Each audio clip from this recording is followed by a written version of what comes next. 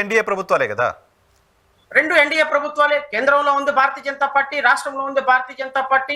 మరి వీళ్ళందరినీ సంధానం చేయగలిగినటువంటి మొనగాడు ఒకే ఒక్కడు రాష్ట్రంలోనికి ఉప ముఖ్యమంత్రి, మరి హిందూ ధర్మాన్ని పరిరక్షించగలిగినటువంటి ఒక దైవ రక్షకుడు పవన్ కళ్యాణ్ ఉన్నాడు కదా. మరి పవన్ కళ్యాణ్ ఎందుకు దీని మీద ఎందుకు యాక్షన్ తీసుకోవటం? And that he was the parent of the issue. Exactly. మనం he has taken initiation. ఇది నేను టేకప్ చేసినప్పుడు ఎవరికి రాష్ట్రంలో తెలియలే. కానీ పవన్ కళ్యాణ్ ఎప్పుడైతే వచ్చి ఇష్యూని టేకప్ చేశారో ఇది రాష్ట్ర వ్యాప్తమైన ఇష్యూ అయింది. బికాస్ ఆయనకున్నటువంటి పొలిటికల్ డైమెన్షన్ కావచ్చు, లేకపోతే ఆయనకున్నటువంటి స్టార్డమ్ కావచ్చు. ఈరోజు పవన్ కళ్యాణ్ ఈరోజు దాన్ని పట్టించుకోకపోతే కూడా అదే స్థాయిలో ఆయనకి నెగిటివ్ కూడా అవుతుంది. పవన్ కళ్యాణ్ ఇక్కడ తీసుకొచ్చాడు, ఏదో చేస్తున్నారు, ఏం చేయలేదు అనే నెగిటివ్ కూడా అవుతుంది నిజానికి రాజకీయంగా. You can't breathe cold and hot the same breath కదా. పవన్ కళ్యాణ్ అనేటువంటి వ్యక్తి నువ్వు అడ్వాంటేజ్ తీసుకున్నప్పుడు డిసడ్వాంటేజ్ తీసుకోవడానికి కూడా రెడీగా ఉండాలి. నువ్వేమో పొలిటికల్ గా దీన్ని వాడుకున్నావు, ఈ రోజేమో వాళ్ళని పక్కన పడేశారు. ఇప్పుడు వాళ్ళు పవన్ కళ్యాణ్ విమర్శించలేని పరిస్థితిలో ఉన్నారు. వాళ్ళు పవన్ కళ్యాణ్ విమర్శిస్తే ఎవరు ఇప్పుడు వాళ్ళకి సహకారం చేస్తారు? బాధితులకి పవన్ కళ్యాణ్ గత 10 నెలలు అవుతున్నా కూడా అధికారంలోకి వచ్చి ఇంకో 2 నెలలు జూన్ నెలలో వచ్చేసరికి ఇంకో 2 నెలలు పోతే 1 year అయిపోతుంది. సో 12 నెలలు అయిపోయినప్పటికీ కూడా కూడా ఈ కేసు ముందుకు వెళ్ళలేదు అంటే రేపొద్దున పవన్ కళ్యాణ్ రాష్ట్రానికి, జాతికి, మహిళా జాతికి, ట్రైబల్ పీపుల్ కి ఏ సమాధానం చెప్తాడు? ఎందుకు అంటే మీరు దీని మీద చేసినంత రాజకీయం అంటే ఎంత దుర్మార్గం అంటేనండి, పవన్ కళ్యాణ్ అనేటువంటి ఒక ఉప ముఖ్యమంత్రి హోదాలో ఉన్నటువంటి వ్యక్తి ఆయన చేసిన రాజకీయాలు, ఆయన మాట్లాడిన మాటలు వింటే రాష్ట్ర ప్రజలు ఖచ్చితంగా ఆయన్ని అసహించుకునే పరిస్థితి ఉంటుంది. 3,000 మంది మిస్ అయిన చోట 36,000 మంది మిస్ అయ్యారు అని ఆడపిల్లల మీద రాజకీయం. సుగాలి ప్రీతి కేసు రాగానే మొట్టమొదటిసారిగా నేను సుగాలి ప్రీతి కేసు తీసుకుంటానని చెప్పి ఈ రోజు సంవత్సరం అంచుమించి 10 నెలలు అవుతున్నా కూడా సుగాలి ప్రీతి కేసు ఇంచు కూడా కదిలించకపోవటం రాజకీయం. ఇవేం పెద్ద బ్రహ్మాండాలు కాదు కదా. నాకు తెలిసి పవన్ కళ్యాణ్ వచ్చిన తర్వాత ఈ 10 నెలల్లో ఒక పాపకు సంబంధించి ఎక్కడో కాశ్మీర్ లో ఉంది అని చెప్పేసి ఆ పాప ట్రేస్ చేస్తే అక్కడికి హెలికాప్టర్ వేయించి ఆ పల్లెల్ని ఇద్దరిని మిస్సింగ్ గర్ల్ అని ఒక పాపను తీసుకొస్తే ఒక సోషల్ మీడియా మొత్తం అట్టుడికిపోయింది. అవును Telugu Desam social media, Janasena social media Pawan Kalyan దెబ్బకి పవన్ కళ్యాణ్ తలుచుకుంటే చరిత్ర మారుతుంది, జీవితాలు మారిపోతాయి అని చెప్పేసి ఒక్క పాప అంటే ఎలా ఉంటుందో చూడండి సమాజం. నరసింహరావు గారు, మనం 100 మంచి పనులు చేస్తే ప్రపంచానికి తెలియదు. కానీ పవన్ కళ్యాణ్ లాంటి వ్యక్తి ఒక ఫోన్ కాల్ చేశాడంట, పోలీసులు వెళ్ళి ఎక్కడో కాశ్మీర్ లో ఉంటే హెలికాప్టర్ వేసుకుని పిల్లల్ని తీసుకొచ్చారంట. రాష్ట్రంలో ఇప్పటి వరకు మిస్ అయిపోయినటువంటి నెలకి 3,000 మంది పిల్లలు మిస్ అవుతున్నారు.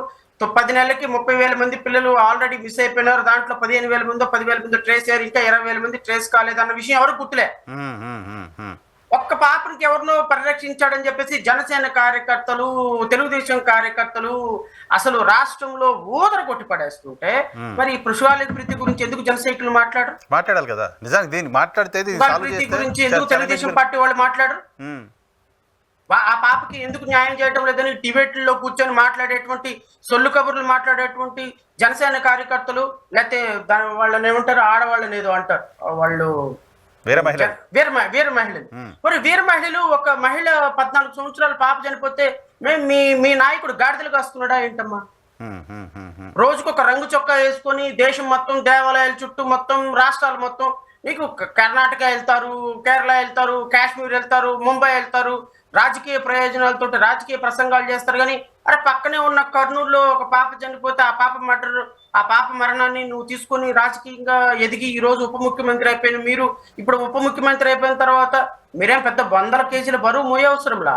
అరే ఈ కేసు ఏంటి, ఈ కేసు పరిస్థితి ఏంటి, వెళ్ళిపోయి ఆ పాపను తల్లిదండ్రులు తీసుకుని వెళ్ళి కూర్చో, కేంద్ర ప్రభుత్వం దగ్గర కూర్చో, అమిత్ షాతో కల్పించు. ఎందుకు కూర్చోవట్లేదు సార్? మీకు ఏమనిపిస్తుంది శ్రవణ్ గారు? ఎందుకు పవన్ కళ్యాణ్ రియాక్ట్ అవ్వట్లేదు, రెస్పాండ్ అవ్వట్లేదు అనుకుంటున్నారు? సో నేను అనుకోవటం నిందితులతో పవన్ కళ్యాణ్ కూడా కుమ్మకైపోయినారని. పవన్ కళ్యాణ్ అప్పుడు ప్రాబ్లం ఎలా ఉంటుందంటే నరసింహరావు గారు, తెలుగుదేశం పార్టీకి డ్యామేజ్ జరిగినా అది జనసేనకి డ్యామేజ్ జరిగినట్టే, భారతీయ జనతా పార్టీకి డ్యామేజ్ జరిగినట్టే. పవన్ కళ్యాణ్కి డ్యామేజ్ జరిగినా అది తెలుగుదేశం పార్టీకి డ్యామేజ్ జరిగినట్టే, భారతీయ జనతా పార్టీకి డ్యామేజ్ జరిగినట్టే. ఎందుకు అంటే it is a collective responsibility. Now the government holds by 3 parties. Correct. Individual గా Janasena, Telugu Desam party and Bharatiya Janata party. నేను ఒక ప్రశ్న అడుగుతాను, మీకు సమాధానం నాకు ప్రేక్షకులకు అర్థమయ్యే దానికోసం ఈ ప్రశ్న. ఇది హైపోథెటికల్ ప్రశ్నే, అంత నిజంగా ఏదో సీరియస్ గా ఉందంట. పవన్ కళ్యాణ్ కు సంబంధించినటువంటి ఒక ఎమ్మెల్యే ఒక వ్యక్తి దగ్గర నుంచి ఒక 50 లక్షల రూపాయలు లంచం తీసుకున్నాడు. ఒక పని చేయిస్తానికి లంచం తీసుకున్నాడు. ఒక నిందితుడిని కాపాడడానికి లంచం తీసుకున్నాడు. ఈ నిందితుడిని కాపాడడానికి లంచం తీసుకున్న సందర్భంలో అక్కడ ఉన్నటువంటి తెలుగుదేశం పార్టీ మినిస్టర్ దగ్గరికి వెళ్ళి ఎవరో ఒకరు కంప్లైంట్ చేశారు. సార్, ఇదిగో మా నియోజకవర్గంలో ఒక పాపను చంపినటువంటి వ్యక్తి 50 లక్షల రూపాయలు తీసుకొని మీ ఎమ్మెల్యే, ఇదిగో మీ ఎమ్మెల్యే ఎక్కడికో ఎందుకు అనిత గారి దగ్గరికే వచ్చారు అనుకుందాం, రెజ్యూమో మూమెంట్.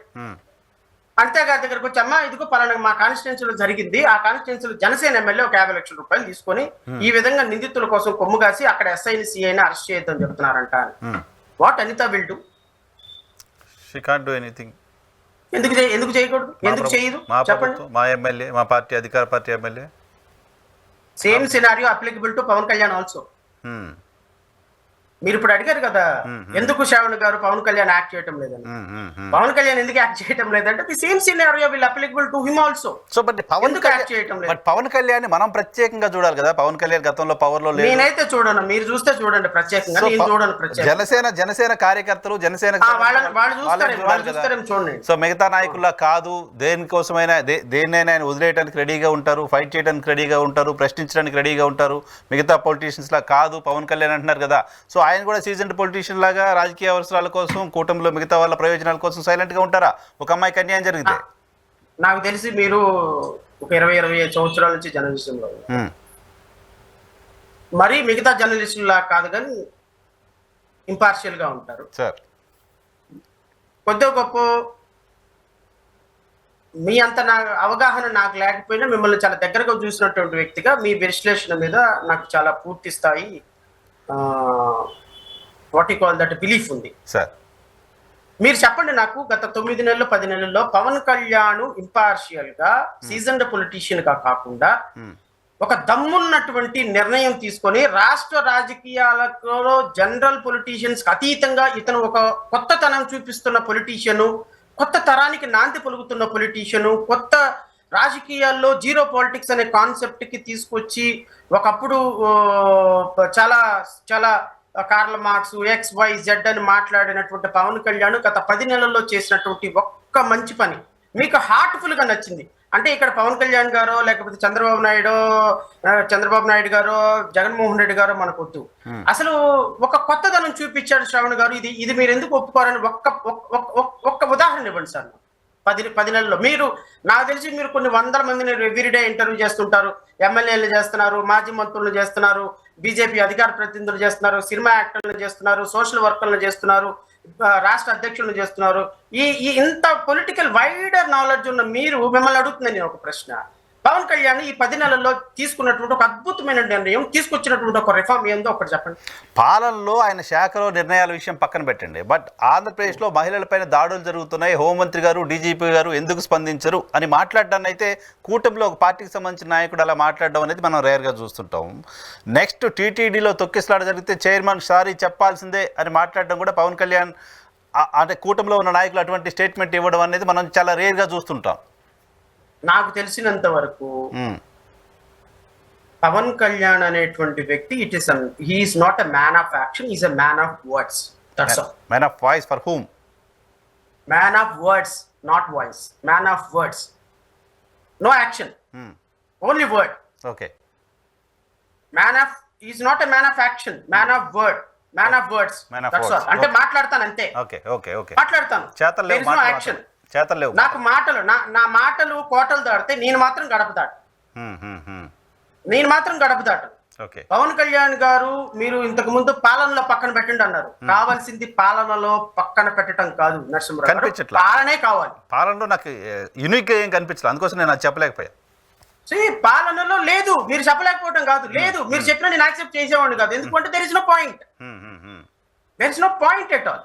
పవన్ కళ్యాణ్ అనేటువంటి వ్యక్తి ఉప ముఖ్యమంత్రిగా ఈ రోజు రాష్ట్రంలో ఆయన శాఖకు సంబంధించి కానీ, పర్యావరణానికి సంబంధించి కానీ, రాష్ట్రంలో పాలన విషయంలో కానీ, రాష్ట్రంలో జరుగుతున్న మహిళల మీద జరుగుతున్నటువంటి అన్యాయాల్లో కానీ, లేకపోతే మిస్సింగ్ కేసెస్ విషయంలో తీసుకురావటంలో కానీ, రాష్ట్రంలో అవినీతిని నిరోధించడంలో కానీ, లేకపోతే రాష్ట్రంలో పరిపాలనలో తన మార్కు చూపించడం కానీ ఏ విధంగానూ లేదు. పవన్ కళ్యాణ్ అనేటువంటి వ్యక్తి కేవలం మాటలతోటి, ఒక రాజకీయ ప్రయోజనాలతోటి భవిష్యత్తులో హిందూయిజాన్ని ప్రమోట్ చేయాలి, రాష్ట్రంలో ఒక కుల మతాలకు మధ్య ఘర్షణలు పెట్టి భారతీయ జనతా పార్టీని సదరన్ స్టేట్స్ మొత్తంలో భారతీయ జనతా పార్టీ రూట్స్ని దింపాలి, రూట్స్ని తీసుకురావాలి అనేటువంటి ఒక సైద్ధాంతికమైనటువంటి ఆలోచనతో వెళ్తున్న వ్యక్తి తప్ప సిద్ధాంతపరంగా పాలిటిక్స్ ని మార్చాలి, యువతను పాలిటిక్స్ లోకి తేవాలి, లేకపోతే ఇచ్చిన మాట నిలబెట్టుకోవాలనే అంశాల మీద ఒక్క పాయింట్ కూడా యాక్ట్ చెయ్యబోడు. ఓకే. సో కాబట్టి పవన్ కళ్యాణ్ అనేటువంటి వ్యక్తి గురించి ప్రతి సందర్భంలో మనం మాట్లాడి ఆయన్ని వ్యక్తిగతంగా నాకు అనవసరం. వ్యక్తిగతంగా నేను పవన్ కళ్యాణ్ గారు ఎలాంటి వ్యక్తి, ఆయనకి ఏంటి అనేది నాకు అనవసరమైనటువంటి విషయం.